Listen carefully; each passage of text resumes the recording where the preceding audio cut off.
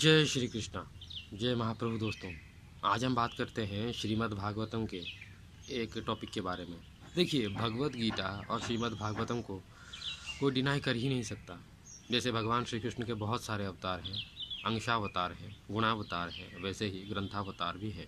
और ग्रंथावतार में कौन कौन आते हैं?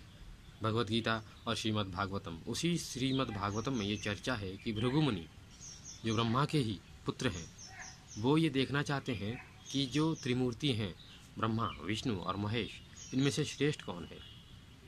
तो ये कोई कहानी नहीं हो सकती, क्योंकि श्रीमद् भागवतम अपने आप में भगवान श्री कृष्ण है, महाप्रभु जगन्नाथ है, स्वयं श्रीहरि है। तो भृगु मुनि निकल पड़ते हैं परीक्षा लेने के लिए। अब पहले जाकर ब्रह्मलोक में पहुंचते हैं ब्रह्मा जी के पास। ब्रह्मा जी क्या कहते हैं? ब्रह्मा जी के पास जाकर सीधे जाके बैठ जाते हैं आसन में भृगु मुनि, और ब्रह्मा जी को ना प्रणिपात करते हैं, ना उनका अभिवादन करते हैं, कुछ नहीं कहते। तो ब्रह्मदेव एकदम क्रोधित हो जाते हैं। तो कैसा पुत्र है, अपने पिता को प्रणाम भी नहीं करता तू? क्रोधित हो गए।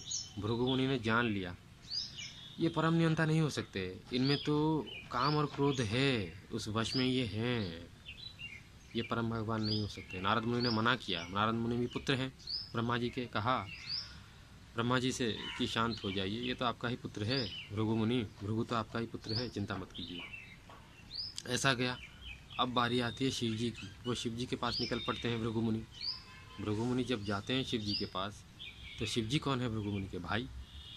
तो वो शिव जी देखकर बहुत खुश होते हैं, आनंदित होते हैं, और अपने आसन से उठकर, जहाँ पे ध्यान तपस्या कर रहे थे, उठकर आलिंगन करने के लिए निकल जाते हैं, गले लगाने के लिए भृगु मुनि के पास जाते हैं। भृगु मुनि परीक्षा लेने के लिए क्या कहते हैं? देखिए, कहते हैं, अरे हे शिव, तुम भभूत में एकदम लिपटे हुए हो, नहाए नहीं हो, धोए नहीं हो, पवित्र नहीं हुए हो, और मुझे आलिंगन करने के लिए आते हो? चलो निकलो यहाँ से।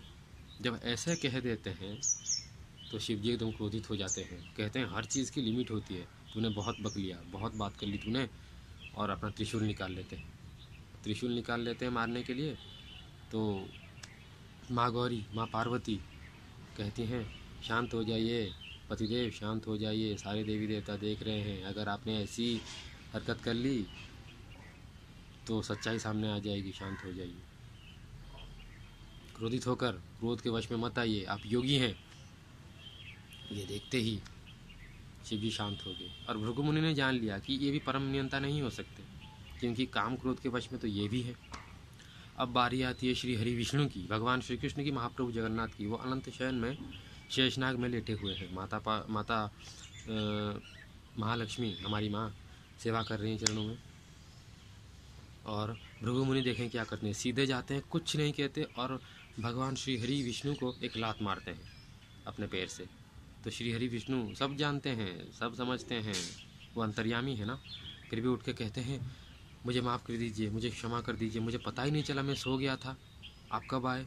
और आकर उनका पैर धोया, उनका अतिथि सत्कार किया, फिर भी बार बार कहे जा रहे हैं, मुझे क्षमा कर दीजिए, मुझे क्षमा कर दीजिए, मैं सो गया था, पता नहीं क्या हुआ। देखिए, महाप्रभु भगवान श्री कृष्ण, यानी कि भगवान महाप्रभु जगन्नाथ, श्री हरि विष्णु, जो भी कह लीजिए, ये जानबूझकर सो रहे थे, ये लात मारी, फिर भी वो उठ गए और अपनी गलती मान रहे हैं। देखिए, तो भृगु मुनि ने जान लिया कि यही सर्वनियंता श्री हरि विष्णु, श्री हरि भगवान जगन्नाथ महाप्रभु भगवान श्री कृष्ण ही दरअसल में भगवान है, अनंत कोटि ब्रह्मांड नायक हैं, यही भगवान है। और यही चीज़ को बार बार कही जा रही है। सारे वेद शास्त्र पुराण एक तरफ, गीता और भागवत एक तरफ, सारे देवी देवता एक तरफ, भगवान श्री कृष्ण महाप्रभु जगन्नाथ श्री हरि विष्णु एक तरफ। जितनी जल्दी समझ जाएंगे उतना अच्छा है, वरना दुखों में फंसते रहेंगे, जन्म मृत्यु जरा व्याधि फंसते रहेंगे इस माया संसार में। जय श्री कृष्णा। जय महाप्रभु श्री जगन्नाथ।